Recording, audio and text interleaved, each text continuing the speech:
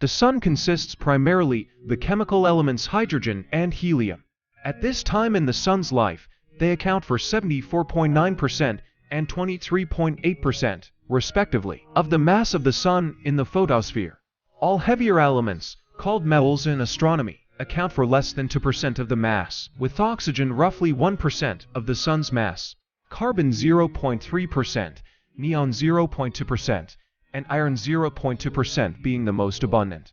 In solar research, it is more common to express the abundance of each element in dex, which is a scaled logarithmic unit, equals 12 plus log 10h, with E being the element in question and NH is 1012 hydrogen atoms. By definition, hydrogen has an abundance of 12. The helium abundance varies between roughly 10.3 and 10.5.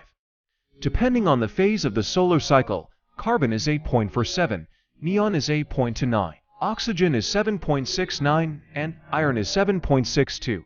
The Sun's original chemical composition was inherited from the interstellar medium out of which it formed. Originally, it would have contained about 71.1% hydrogen, 27.4% helium, and 1.5% heavier elements. The hydrogen and most of the helium in the Sun would have been produced by Big Bang nucleosynthesis in the first 20 minutes of the universe, and the heavier elements were produced by previous generations of stars before the Sun was formed, and spread into the interstellar medium during the final stages of stellar life and by events such as supernovae. Sun formed. The main fusion process has involved fusing hydrogen into helium. Over the past 4.6 billion years, the amount of helium and its location within the Sun has gradually changed. Within the core, the proportion of helium has increased from about 24% to about 60% due to fusion, and some of the helium and heavy elements have settled from the photosphere towards the center of the Sun because of gravity. The proportions of heavier elements are unchanged. Heat is transferred outward from the Sun's core by radiation rather than by convection. See radiative zone below. So the fusion products are not lifted outward by heat.